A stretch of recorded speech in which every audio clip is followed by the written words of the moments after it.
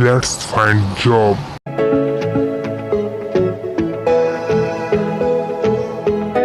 आपके अपने YouTube channel let's find job में दोस्तों आपका स्वागत है। दोस्तों जैसा कि आपको पता है आज से ही आपके दोस्तों बीए द्वितीय वर्ष के दोस्तों आपके एग्जामिनेशन चालू हो चुके हैं MCBU यूनिवर्सिटी में। दोस्तों आज की इस वीडियो में हम आधार पाठ्यक्रम में प्रश्न पत्र प्रथम हिंदी भाषा का फुल सॉल्यूशन जानने वाले हैं।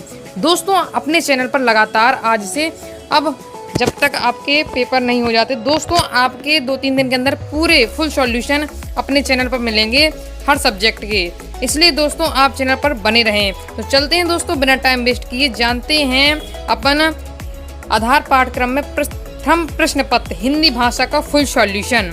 तो ये जो आपका बीए द्वितीय वर्ष का पेपर है MCBU में जो एग्जामिनेशन चालू है दोस्तों आपके पहले विकल्प क्वेश्चन है तो ये है उसके उत्तर। दोस्तों आपके लिए टाइप आंसर लाए जाते हैं जिससे आपको लिखने में कोई भी दिक्कत ना हो।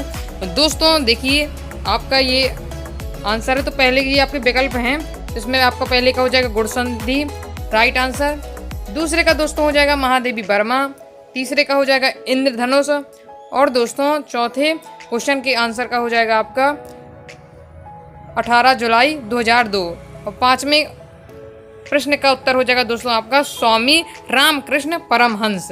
तो दोस्तों ये हैं आपके विकल्प के आंसर। तो दोस्तों आप इसका फाट स्क्रीनशॉट ले लीजिए। दोस्तों आप इसका फाट स्क्रीनशॉट ले लीजिए, ये आपके विकल्प के आंसर हैं। अब दोस्तों बढ़ते हैं नेक्स्ट क्वेश्चन के ऊपर प्रश्न क्रमांक 2। तो प्रश्न क्रमांक 2 है दोस्तों आपका, ये है प्रश्न क्रमांक 2। आपको प्रश्न भी लिखे हैं रेड कलर से जो लिखे हैं आपके प्रश्न लिखे हुए और ये आपको ब्लैक कलर से आपके आंसर हैं। दोस्तों आपका प्रश्न क्रमांक 2 कहता है तोड़ती पत्थर निराला की एक सफल कविता है, इस कथन के औचित्य पर प्रकाश डालिए। तो ये है इसका आंसर दोस्तों। तो आप इसका फाट स्क्रीनशॉट लीजिए। देखिए दोस्तों ये है आपका full answer.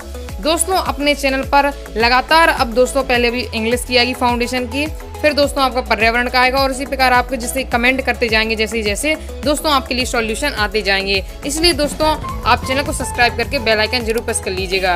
Bell icon press करने से क्या होगा दोस्तों आगे जो भी सॉल्यूशन की वीडियो डलेगी उसकी नोटिफिकेशन आपके पास तुरंत पहुंच जाएगी और आप उस सब्जेक्ट का सॉल्यूशन आसानी से कर सकते हैं। तो दोस्तों ये आपका प्रश्न क्रमांक 2 का उत्तर है। तो आप इसका फास्ट स्क्रीनशॉट ले लीजिए, ये है। फिर इसके बाद आपको इसके आगे ये लिखना है। तो इस प्रकार से दोस्तों आपका प्रश्न क्रमांक 2 कंप्लीट होता है।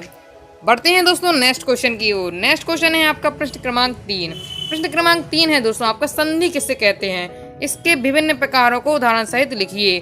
दोस्तों ये है आपका उत्तर। तो आप इसका फाट स्क्रीनशॉट ले लीजिए। दोस्तों संधि की ये पूरी आपकी परिभाषा दी गई है, फिर इसके प्रकारों का वर्णन करना है, फिर संधि का अर्थ आपने बताया, फिर संधि के 3 भेद है स्वर संधि, व्यंजन संधि, विसर्ग संधि, फिर आपको दोस्तों आराम से इसका वर्णन करना है। तो आप इसका दोस्तों फाट स्क्रीनशॉट लेते चलिएगा।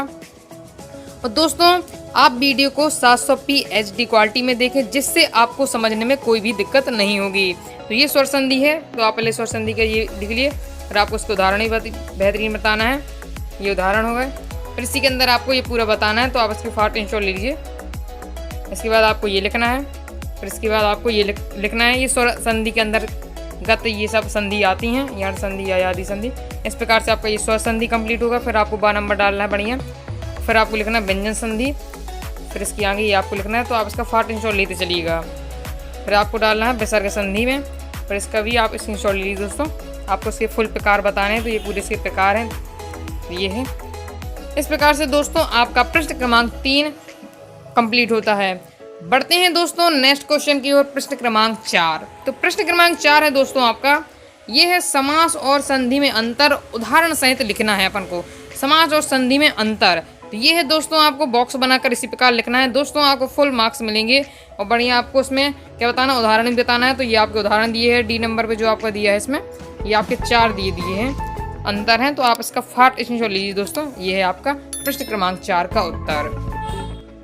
दोस्तों वीडियो को लाइक जरूर कर दीजिएगा क्योंकि आपके लिए लेट्स फाइंड जॉब लगातार मेहनत करेगा और करता रहेगा। तो दोस्तों आप वीडियो को लाइक जरूर कर दीजिएगा क्योंकि आपके लिए टाइप आंसर इतनी बनाने में दोस्तों बहुत ही मेहनत लगती है, जो कि दोस्तों आप समझ सकते हैं। बढ़ते हैं दोस्तों नेक्स्ट क्वेश्चन की ओर प्रश्न क्रमांक 5।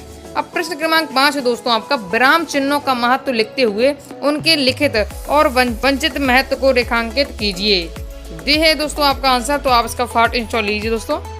ये आपका प्रश्न क्रमांक 5 का उत्तर है, तो आप इसका फटाफट इंस्टॉल लीजिए। इसके बाद दोस्तों आपको इसके आगे ये लिखना है, तो आप इसका भी फटाफट इंस्टॉल ले लीजिए। अगर दोस्तों आपको स्क्रीनशॉट लेने में दिक्कत हो रही तो आप वीडियो को पॉज करके आराम से लिख सकते हैं। इसके बाद दोस्तों आपको इसके आगे ये लिखना है, तो आप इसका भी फटाफट इंस्टॉल ले लीजिए। इस प्रकार से दोस्तों आपका प्रश्न क्रमांक 5 कंप्लीट होता है। बढ़ते हैं दोस्तों नेक्स्ट क्वेश्चन की ओर, प्रश्न क्रमांक 6। तो प्रश्न क्रमांक 6 आपका दोस्तों, प्रमुख वैज्ञानिकों आविष्कारकों पर प्रकाश डालते हुए बताएं कि उनका मानव जीवन पर क्या क्या प्रभाव पड़ा। तो आपको इसमें वैज्ञानिकों के नाम लिखना है, उनके बारे में थोड़ा बताना है कि उनका मानव जीवन पर क्या क्या प्रभाव पड़ा। तो पहले अपन ने लिखा सर आइजैक न्यूटन के बारे में, तो उनका 2-3 लाइन उनके बारे में लिखी। फिर अपने अल्फ्रेड नोबेल के बारे में लिखा, उनके लिए थोड़ा विस्तार से हल्का सा बताया। आपको थोड़ा थोड़ा लिखना है दोस्तों, ये है जिससे आपको आपके लिए शॉर्ट और बेस्ट आंसर लाए जाते हैं, जिससे आपको ज़्यादा लिखना भी ना पड़े और आपको फुल मार्क्स भी मिले दोस्तों। इसके बाद ये है, तो आप फास्ट इंस्टॉल लेते चलिए दोस्तों। और दोस्तों वीडियो को 700p HD क्वालिटी में देखें दोस्तों, क्योंकि आपको समझने में कोई भी दिक्कत ना हो। अब इसके बाद दोस्तों आपको इसके आगे ये लिखना है, तो आप इसका भी फास्ट इंस्टॉल लीजिए। इसके बाद दोस्तों आपको इसके आगे ये लिखना है, तो आप इसका भी फास्ट इंस्टॉल ले लीजिए। इसके बाद दोस्तों आपको इसके आगे ये लिखना है, तो आप इसका भी फास्ट इंस्टॉल लेते चलिए। इसके बाद दोस्तों आपको इसके आगे ये लिखना है, फिर दोस्तों इसके बाद आपको ये लिखना है, तो आप इसका भी स्क्रीनशॉट लेते चलिए फास्ट। अगर दोस्तों आपको स्क्रीनशॉट लेने में दिक्कत हो रही तो वीडियो को आराम से आप पॉज करिए, मोबाइल को सामने रखिए और आराम से लिख सकते हैं दोस्तों।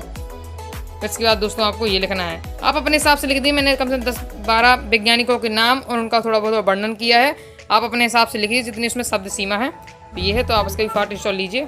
ये जितने आपको पॉइंट वाइस पॉइंट आपको वैज्ञानिकों के नाम लिखना है, उनका विस्तार लिखना है। तो ये है, तो मैंने आपके बहुत से वैज्ञानिकों के नाम लिखे हैं, उनका विस्तार भी लिख दिया है। तो आप जितनी शब्द सीमा है उसके अनुसार आप अपने अनुसार लिख सकते हैं दोस्तों। इस प्रकार से आपका ये क्वेश्चन दोस्तों कंप्लीट होता है। बढ़ते हैं दोस्तों नेक्स्ट क्वेश्चन की ओर, प्रश्न क्रमांक 7। प्रश्न क्रमांक 7 है दोस्तों आपका, सनातन धर्म की मानव जीवन पर क्या भूमिका है, ये आपको बताना है प्रश्न क्रमांक 7 में। तो उसका उत्तर ये है, तो आप इसका फास्ट इंस्टॉल लीजिए दोस्तों। वीडियो को ज़्यादा से ज़्यादा अपने दोस्तों के साथ शेयर करें, जिससे उनको भी इस वीडियो का फ़ायदा मिल सके, वो भी अपना पेपर आराम से कर सकें। और दोस्तों आगे आपके सब्जेक्ट का सॉल्यूशन चाहते हैं, कमेंट करके दोस्तों ज़रूर बताइएगा। इसके आगे आपको ये लिखना है, तो आप इसका भी फास्ट इंस्टॉल लीजिए। इसके बाद दोस्तों आपको इसके आगे ये लिखना है, तो आप इसका भी फास्ट इंस्टॉल लीजिए।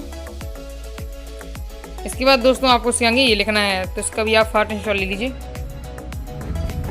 इसके बाद दोस्तों आपको इसके आगे ये लिखना है। इसके बाद दोस्तों आपको इसके आगे ये लिखना है।